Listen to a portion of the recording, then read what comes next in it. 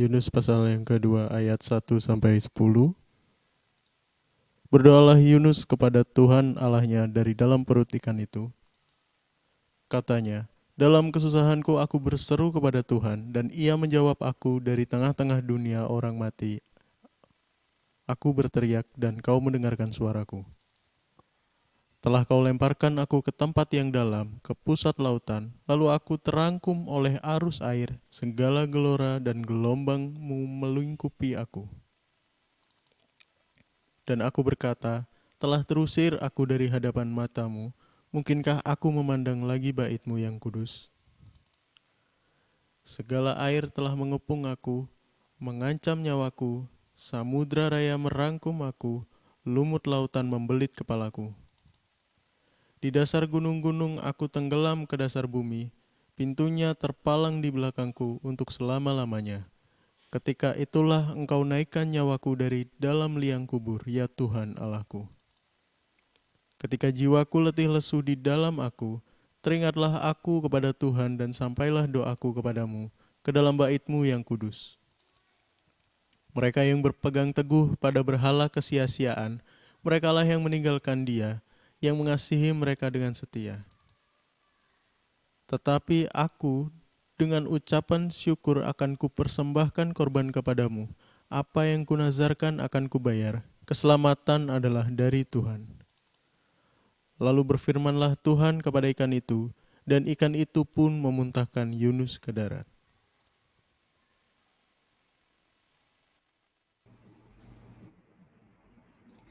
Ya, shalom teman-teman, selamat malam. Masih berlanjut kita membahas mengenai Yunus. Pada pertemuan sebelumnya kita sudah banyak membahas di pasal pertama dan hari ini akan berlanjut di pasal kedua. Sebelumnya saya akan sedikit flashback di pasal pertama kemarin. Apa saja sih poin-poin utama yang harus menjadi perhatian kita dari tokoh ini, si Yunus ini gitu.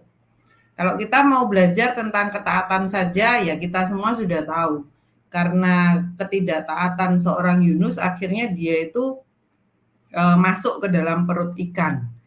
Tetapi karakter seperti apa sih yang ada di dalam Yunus itu kemarin sudah kita bahas di beberapa pertemuan yang lalu di pasal pertama, di mana Yunus itu lari dari panggilan Tuhan untuk dia itu pergi ke kota Niniwe. Dia malas, dalam pemikiran saya dia malas untuk menegur secara keras. Menurut dia ngapain gitu loh. Negur-negur seperti itu ngapain? Dia kalau diterima, kalau enggak, yang kemarin saya sejajarkan dengan kisah Musa. Ya kalau diterima, baik. Ya kalau mereka itu mendengar perkataanku. Ya kalau mereka itu percaya atas semua mujizat yang sudah aku buat. Nah kalau tidak dipercaya, aku gimana? Malah-malah jangan-jangan aku yang dilemparin batu nanti gitu loh. Tetapi Allah terus-menerus berfirman, aku akan menyertai engkau, aku akan membuat mujizat ini dan itu. Kalau mereka masih belum percaya, masih ada banyak hal yang bisa Tuhan buat. Sampai titik Tuhan itu berbicara pada Musa bahwa uh, aku yang mengajar membuat lidahmu dapat berbicara. Aku yang akan mengajar engkau secara pribadi. Bagaimana kemarin saya ngomong ketika kita ada di zona private-nya Tuhan, maka setiap apapun yang kita kerjakan, itu mau salah, mau benar, kita tetap akan dapat tuntunan Tuhan itu. Kalau kita mau menarik lagi kisah yang lain, banyak sekali teman-teman. Kita bisa belajar dari Abraham. Bagaimana Abraham ketika bahasa kasarnya dia menjual istrinya untuk menyelamatkan nyawanya, tetapi dia tetap kok pada akhirnya pun dia adalah bapak orang beriman. Jadi kenapa hal seperti itu tidak diperhitungkan ya sama Tuhan? Daud Daud membunuh, tapi apa? Pada akhir kehidupan ya dia menerima itu, tetapi tetap dia itu dipakai sebagai biji matanya Tuhan.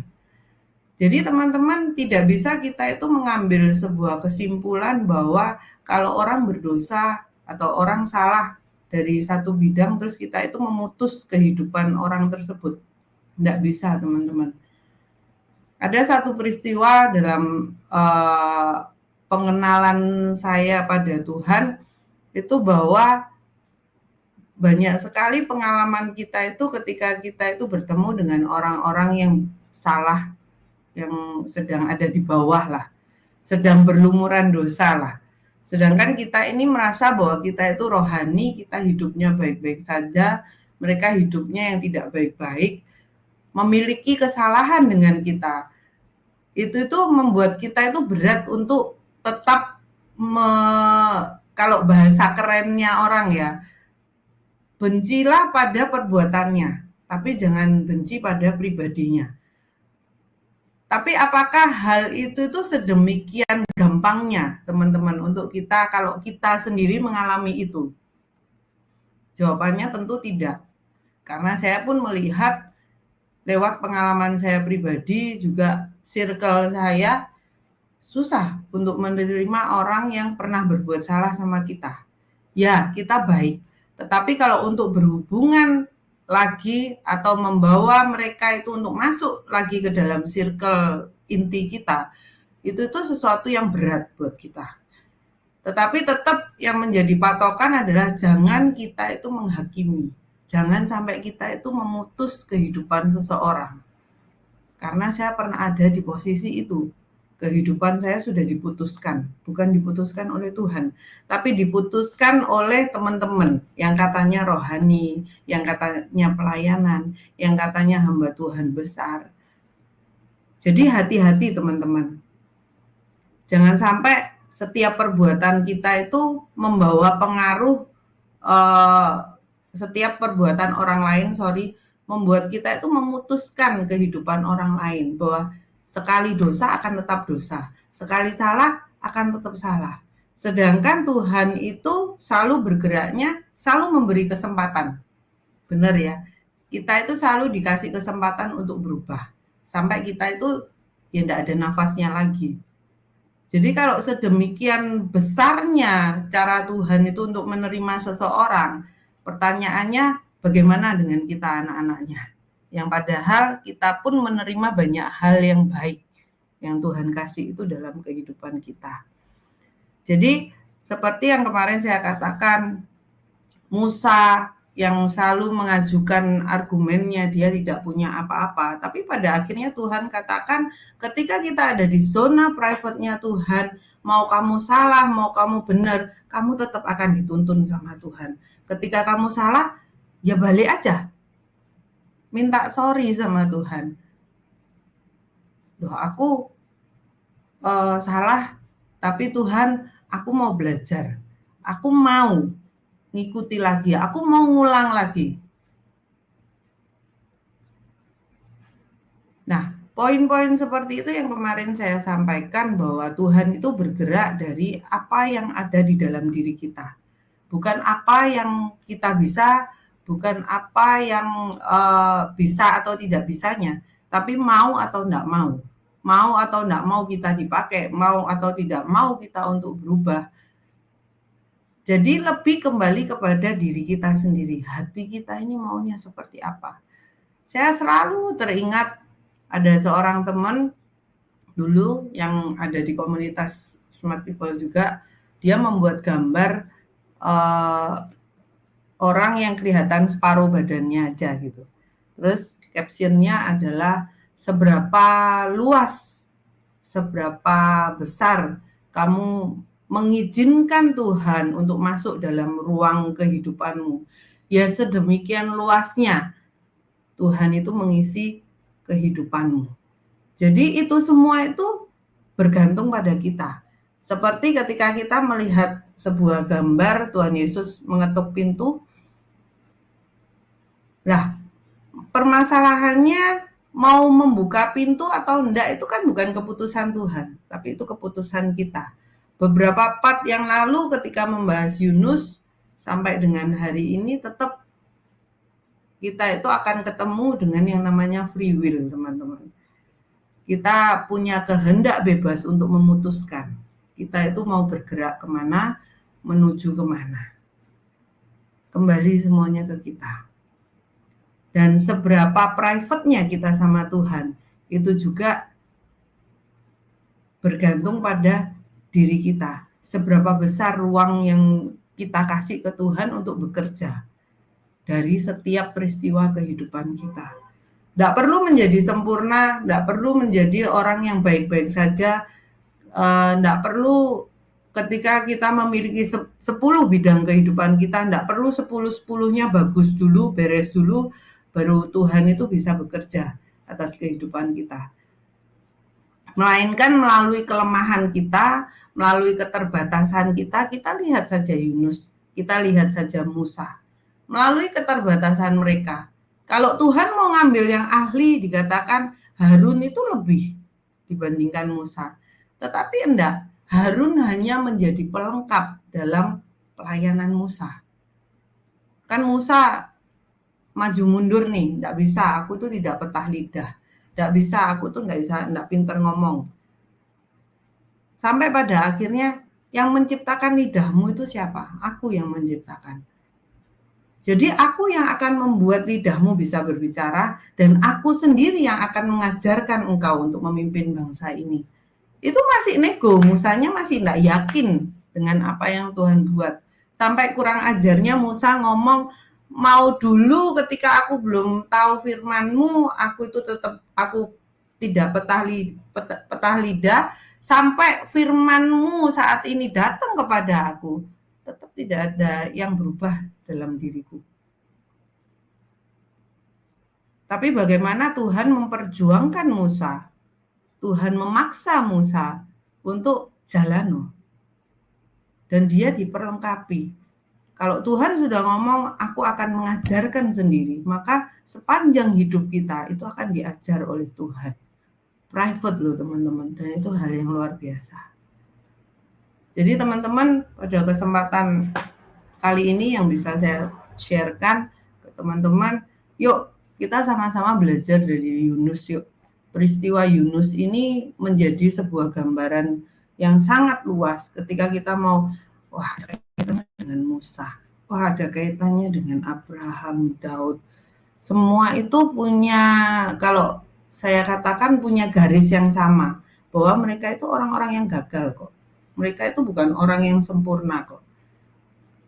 Tapi tetap ketika Tuhan manggil kita, berarti ada something spesial di dalam kita yang bisa dimunculkan.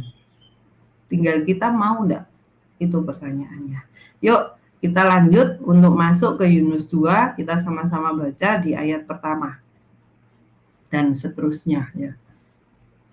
Berdoalah Yunus kepada Tuhan Allahnya dari dalam perut ikan itu. Next.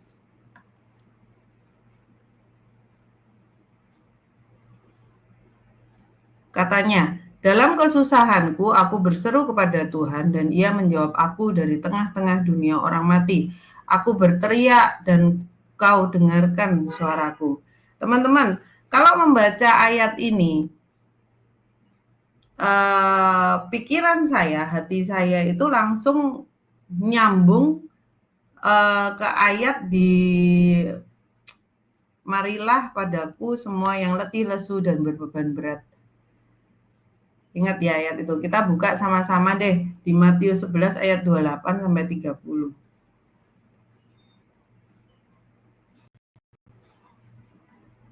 Marilah kepadaku semua yang letih lesu dan berbeban berat. Aku akan memberi kelegaan kepadamu. Next. Pikulah kuk yang kupasang dan belajarlah padaku karena aku lemah lembut dan rendah hati dan jiwamu akan mendapat ketenangan. Terakhir. Sebab kuk yang kupasang itu enak dan bebanku pun ringan. Apa yang kita dapat dari pembacaan firman ini?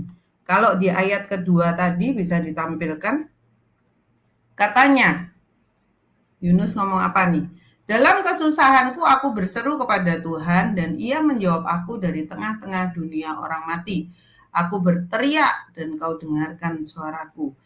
Di sini bahwa Kalau di pasal pertama kita lihat tidak ada satu kata pun Yunus itu meminta pertolongan dari Tuhan, tidak ada satu kata pun Yunus menyatakan bahwa ini tuh salahku. Aku minta ampun ya Tuhan, tidak ada satu kata pun. Tetapi ketika dia sudah dilemparkan ke dalam laut dan kemudian sudah dicaplok sama ikan, sudah ada di dalam perut ikan, akhirnya muncullah kata-kata ini. Jadi manusiawi enggak teman-teman? Ketika kita itu sedang kepepet, ketika kita itu sedang terjepit,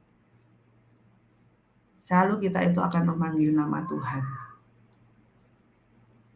Loh, itu manusiawi sekali. Dan itu ya memang seharusnya seperti itu. Bukankah kita punya Allah yang peduli? Allah yang mengerti, ya kan? Ya seharusnya kita ketika kita sedang down, ketika kita sedang ada masalah, ketika sekalipun kita tidak bisa menerima teguran yang keras dalam kehidupan kita. Yang negur siapa? Manusia yang bisa kita lihat, manusia yang bisa kita plengosi, bahasanya apa ya? Kita musuhi ketika mereka menegur kita dengan maksud yang baik, tapi kita itu bisa nangkep hal yang salah. Kita malah benci kepada pembawa berita ini gitu. Loh, itu enggak masalah. Ya itu memang salibnya orang itulah gitu. Memang itu tugas dan tanggung jawabnya beliau-beliau ini yang dipercaya untuk negur kita. Tetapi permasalahannya adalah apakah kita membawa ketidakterimaan kita, hati kita yang panas ini, kuping yang panas ini, kita bawa kembali ke Tuhan. Atau seringkali ketika teguran datang, sesuatu yang tidak enak datang menghampiri kita, proses yang terjadi dalam kehidupan kita, itu justru membuat kita itu menjauh dari Tuhan. Wes ndak Tuhan-Tuhanan. Wes ndak pelayanan-pelayanan. Wes aku ndak mau ini, ndak mau itu. Jadi teman-teman, kesempatan kali ini yang mau saya sampaikan kepada teman-teman bahwa yuk, apapun keadaan kita, mau enak atau enggak enak, itu manusiawi ketika kita merasakan enggak enak. Itu manusiawi ketika kita merasakan panas hati, ketika kita merasakan tidak nyaman, ketika teguran itu datang. Loh, itu manusiawi. Tapi yuk kita belajar untuk nelen itu teman-teman. Ketika teguran datang, loh saya juga ngalami. Ketika teguran yang enggak enak datang, belajar ditelan dulu. Tak telen nih, tak bawa pulang. Aku doa sama Tuhan, Tuhan bener yang diomong ini. Loh, kita kembali kepada Tuhan. Seperti Yunus pun ketika keadaan kepepet, ketika dia masih banyak teman, ketika masih di sampan, masih di ombang-ambing, dia masih tidak merasakan apapun, dia tidak mengucapkan minta ampun segala macam, enggak. Tapi ketika sudah dicaplok ikan, sudah tidak ada satupun, dia ditinggalkan sendiri, dia berhadapan dengan Tuhan. Baru dia datang ke Tuhan. Bisa enggak Yunus itu ya wes lah, mati ya matilah gitu. Bisa. Ya. Itu banyak kali orang-orang memilih langkah itu. Ya sudahlah enggak Tuhan-Tuhanan, ya sudahlah enggak pelayanan. Jadi yuk malam hari ini kita sama-sama mengambil sisi yang lain bahwa ketika segala sesuatu yang tidak enak itu datang menghampiri kita, kembali yuk ke Tuhan. Kita kembali ke Tuhan.